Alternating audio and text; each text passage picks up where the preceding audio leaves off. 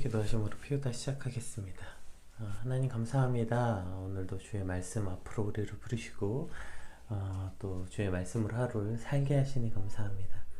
오늘 우리에게 성경이 가르쳐주는 참된 믿음은 무엇인지, 그 믿음으로 살아가는 것은 무엇인지 오늘 말씀을 통해 깊게 깨닫는 시간들이 되게 하시고, 우리가 머리로 알고 깨닫는 카타르시스가 아니라 그 말씀으로 살아내기 위함, 그러한 시간, 그러한 묵상의 시간들이 되게 하여 주시옵소서.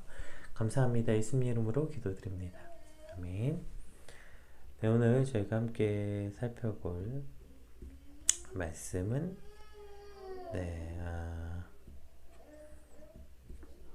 욥기 18장 1절에서 21절, 욥기 18장 전체의 말씀인데요. 함께 같이 읽어보겠습니다. 수앗 사람 빌닷이 대답하여 이르되 너희가 어느 때에 가서 말의 끝을 맺겠느냐. 깨달으라. 그 후에야 우리가 말하리라. 어찌하여 우리를 짐승으로 여기며 부정하게 보느냐. 울분을 터뜨리며 자기 자신을 찢는 사람아, 너 때문에 땅이 버림을 받겠느냐. 바위가 그 자리에서 옮겨지겠느냐. 악인의 빛은 꺼지고 그의 불꽃은 빛나지 않을 것이요 그의 장막 안의 빛은 어두워지고 그 위에 등불은 꺼질 것이요 그의 활기찬 걸음이 피곤하여지고 그가 마련한 꾀에 스스로 빠질 것이니, 이는 그의 발이 그물에 빠지고 울가미에 걸려들며 그의 발뒤꿈치는 덫에 치이고 그의 몸은 올무에 얽힐 것이며 그를 잡아 덫이 땅에 숨겨져 있고 그를 빠뜨릴 함정의 길목이 있으며 무서운 것이 사방에서 그를 놀라게 하고 그 뒤를 쫓아갈 것이며 그의 힘은 기근으로 말미암아 쇠하고 그 곁에는 재앙이 기다릴 것이며 질병이 그의 피부를 삼키리니 곧 사망의 장자가 그의 지체를 먹을 것이며 그가 의지하던 것들이 장막에서 뽑히며 그는 공포의 왕에게로 잡혀가고 그에게 속하지 않은 자가 그의 장막에 거하리니 유황이 그의 처소에 뿌려질 것이며 밑으로 그의 뿌리가 마르고 위로는 그의 가지가 시들 것이며 그를 기념함이 땅에서 사라지고 거리에서는 그의 이름이 전해지지 않을 것이며 그는 광명으로부터 흑암으로 쫓겨 들어가며 세상에서 쫓겨날 것이며 그는 그의 백성 가운데 후손도 없고 후예도 없을 것이며 그가 거하던 곳에는 남은 자가 한 사람도 없을 것이라. 그의 운명에 서쪽에서 오는 자와 동쪽에서 오는 자가 깜짝 놀라리라. 참으로 불의한 자의 집이 이러하고 하나님을 알지 못한 자의 처소도 이러하니라. 아멘.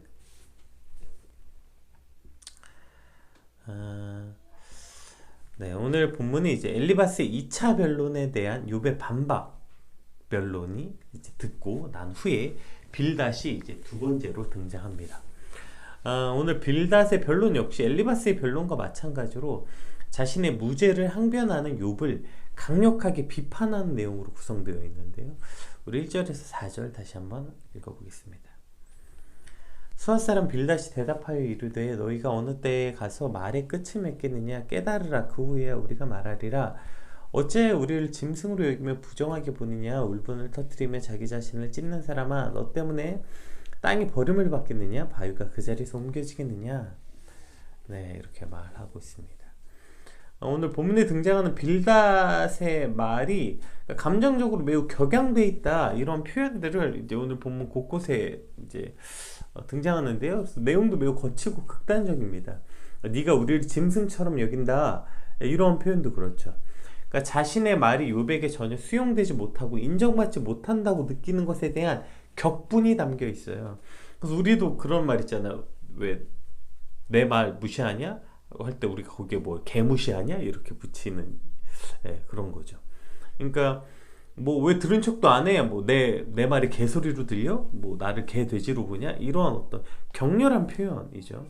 또 4절에는 욥 스스로 자신을 찢는 사람아 라고 말하는데 새 번역에서는 화가 치밀어서 제 몸을 갈기갈기 찢는 사람아 라고 표현되어 있어요.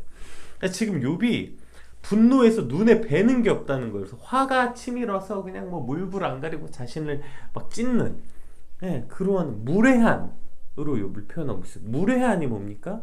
성품이 막대어 예의와 염치를 모르며 일정한 소속이나 직업이 없이 불량한 짓을 하며 도래다니는 사람, 무례한이라고 말하는데 지금 욥을 그런 무례한이라고 말하는 거예요.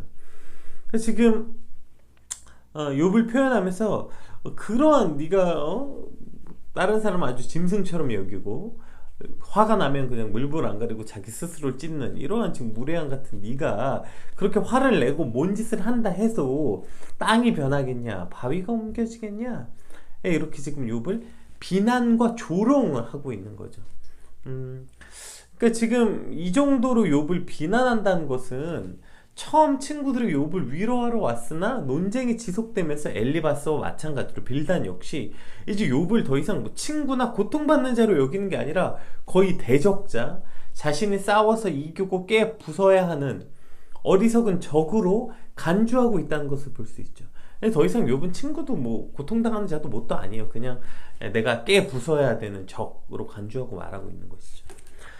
욥기를 보면서 우리가 계속 보지만 분명히 위로자로서 욥에게 왔던 그 목적이 있었잖아요. 친구들이 분명히 위로자로서의 사명이 있었지만 지금 보니까 이 상황이 자신이 생각했던 자신의 상식과 자신의 뭐 경험과 자신의 믿음으로 봤을 때 도저히 용납될 수 없는 거예요. 욥이 지금 맞지 않다고 느껴지는 거예요.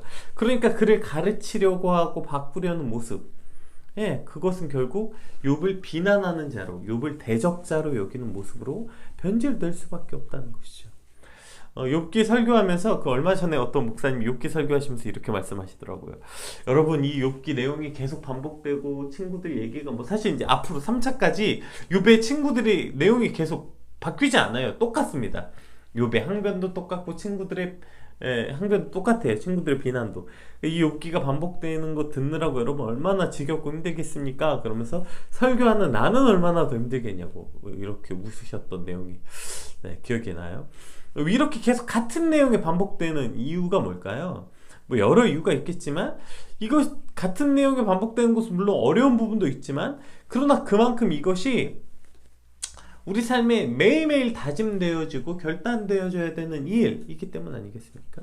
뭔가 반복된다는 내용은 내용의 중요성도 있지만 그것이 잘 지켜지지 않기 때문에 반복되는 것 같아요.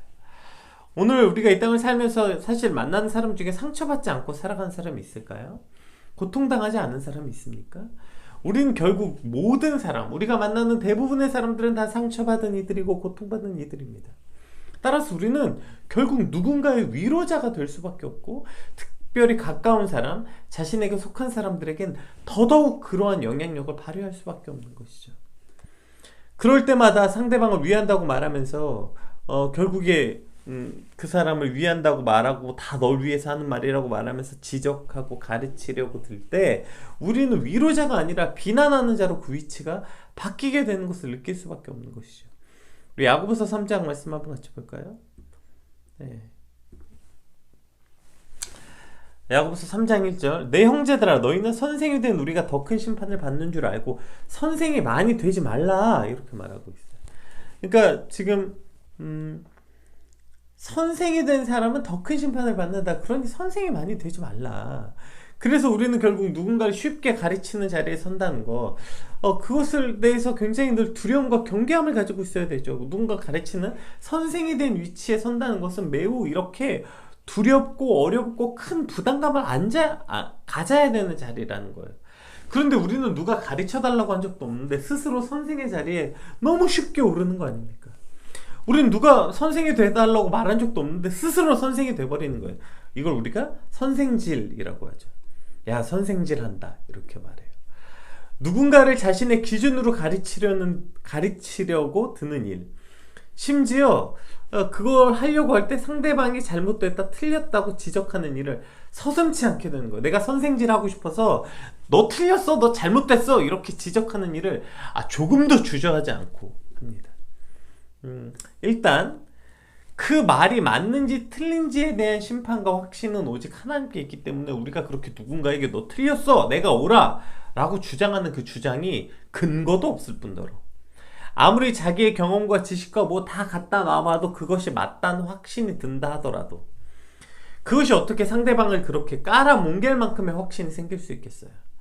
내가 상대방을 너 틀렸어 너 어리석어 오늘 지금 빌닷이 하는 말처럼 야 그렇게 확고하게 상대방을 악인이라고 규정 지을 만큼 그렇게 깔아뭉갤 만큼 내가 옳다는 확신이 있다는 것은 오히려 그것이야말로 가장 어리석은 모습이고 그것이야말로 가장 악한, 그러니까 상대방을 너 악인이야 라고 단정 지을 만큼 그렇게 깔아뭉갤 만큼의 나의 주장은 오히려 그것이 가장 악한 것이죠. 또 상대방이 틀렸다 치더라도 내가 그 사람을 판단하고 상처 줄 당위성이 되지 않는다는 것입니다. 따라서 수많은 이방인들의 스승이었던 바울은 이렇게 말합니다. 우리 고린도전서 4장 15절 말씀. 그리스도 안에서 1만 스승이 있을 때 아비는 많지 아니하니 그리스도 예수 안에서 복음으로써 내가 너희를 낳았음이니라. 네, 이렇게 말하고 있어요. 그리스도 안에서 그렇게 지적질하고 스승질하는 1만 스승이 있대요. 진짜 그런 것 같아요. 그리스도 안에 있어요. 이게 오히려 세상보다 교회 안에, 믿음 안에, 신앙의 선배 안에, 무슨 어떤 그리스도 공동체 안에 그렇게 지적질하고 스승질하는 진짜 1만 스승이 있어요. 이것이 옳다 그러고 이것이 믿음이라고 하고 그런 1만 스승은 있는데 누가 없대요. 아비는 많지 않다는 거예요. 여러분, 아비는 무엇입니까? 아비는 자식을 가르치기도 하지만 그것이 아비의 주된 목적은 아니에요. 여러분, 가르치는 역할이 아비의 주된 목적입니까? 아비의 주된 목적은 뭡니까? 오히려 사랑하고 보호하고 함께 견디는 것. 그래서 오히려 자식이 자신 스스로를 만약에 난 진짜 쓰레기인가 봐, 난 진짜 안 되는 사람인가 봐, 그렇게 절망할 때, 또 세상 모든 사람들이 야, 넌 진짜 최악이야, 넌 쓰레기야 라고 비난할 때 아비의 역할은 뭐예요? 스스로 그렇게 절망에 빠지고 모든 사람들이 그 사람을 지적할 때도 아버지라면 아니야, 넌 그런 쓰레기가 아니야, 넌 그런 가치없는 사람이 아니야, 넌 소중한 존재야. 세상 누가 뭐래도 모든 사람들이 다 너를 그렇게 지적하고 가치없게 느껴도 최소한 이 아버지에게, 나에게 넌 세상에서 가장 귀한 존재야, 넌 그렇게 여김을 받기에 충분한 존재야 라고 말하는 게 아버지 아니에요? 그게 아비의 역할 아니에요? 그리고 오늘 그것이 우리의 사명이 돼야죠. 그런데 상대방 잘못을 그냥 지적하고 싶어서, 선생질하고 싶어서 그냥 그렇게, 사실 우리가 선생질하고 싶어하는 이유가 뭡니까? 너 틀렸다 그 말하고 싶은 거 아니에요. 아비는 너 틀렸다고 말하는 사람이 아니에요. 아비는 세상 모든 사람들이 틀렸다고 말해도 보호하고 아껴주고 사랑하는 자. 이것이 기본이 되어야 되는 것이 바로 아비의 역할인 것이죠. 그러한 모습으로 아이를 가르칠 수 있는, 이것이 기본이 돼야 아이를 가르치고 훈육도 할 수 있는 거. 이게 없이 어떻게 아이를 가르치고 혼을 냅니까? 그렇다면 오늘 우리의 사명이 무엇인지 우리 다시 한번 기억해 봐야 하는 거예요. 가서 상대방 잘못 지적하고 선생질하는 게 우리의 사명이 아니라 가슴에 품고 함께 끝까지 견뎌주며 세상 사람들이 등 돌릴 때도 끝까지 믿어주고 사랑해주는 아비가 되는 것. 오늘 그것이 오늘 우리의 소망, 이것이 저와 여러분의 소망이 되어야 하는 것입니다. 오늘 말씀을 잘 기억해야 돼요. 선생이 되지 말라, 성경은 그렇게 말하고 있고요. 아비가 되라, 이렇게 말하고 있는 것입니다. 선생질하는 건 참 쉬워요, 여러분. 그러니까 그게 그렇게 쉬우니까 1만이나 있죠. 그렇게 쉬우니까 그냥 주저없이 선생질을 하죠. 참 쉬운 거예요. 근데 성경은 쉬운 거 하라고 말하는 게 아니라 옳은 일 하라고 오늘 우리에게 가르치고 있는 것입니다. 성경은 오히려 그래서 선생이 되지 마라, 더 큰 심판이 있다, 그리고 1만 스승이 있을 때 아비는 많지 아니하니 아비가 되라, 이렇게 말하고 있는 것입니다.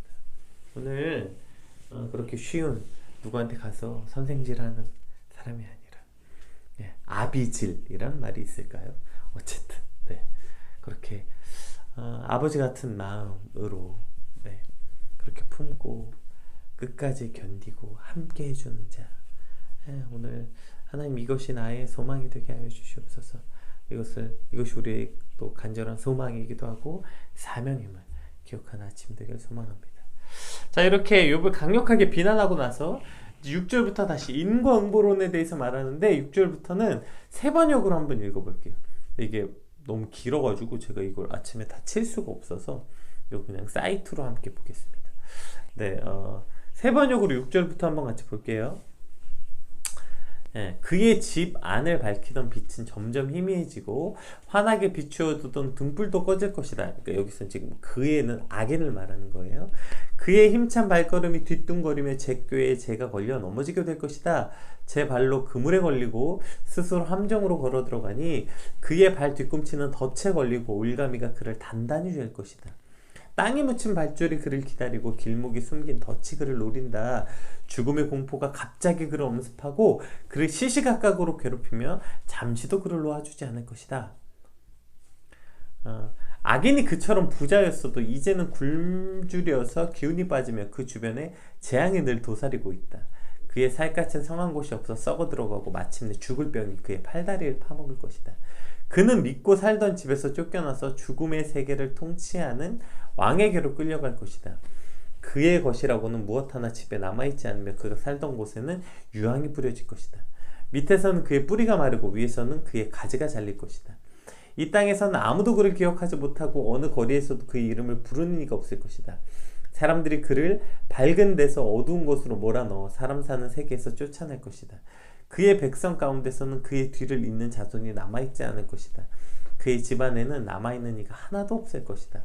동쪽 사람들이 그의 종말을 듣고 놀라듯이 서쪽 사람들도 그의 말로를 듣고 겁에 질릴 것이다. 악한 자의 집은 반드시 이러한 일을 당하며 하나님을 알지 못하는 자가 사는 곳이 이렇게 되고 말 것이다. 지금 이것이 빌닷이 말하고자 하는 어떤 결론인 것이죠. 그러니까 빌닷은 악인들이 필연적으로 저런 파멸을 맞게 될 것이고 그 최후는 저렇게 될 것이다 라고 지금 악인들의 삶을 쭉 묘사하고 있어요. 그리고 이러한 법칙, 지금 빌닷이 하는 법칙은 종말론적 관점으로는 틀림없이 실현되는 진리가 맞습니다. 그런데 문제는 뭐예요? 하나님께서는 저와 같은 저러한 종말론적 관점으로 보면 틀림없이 실현될 저 결론을 하나님의 작정과 계획에 따라 세상의 종말의 때로 유보해 두셨다는 거예요. 그것이 지금 일어난 일이 아니라고요. 마태복음 13장 한번 볼게요. 예수님께서 이렇게 말씀하시지 않았습니까?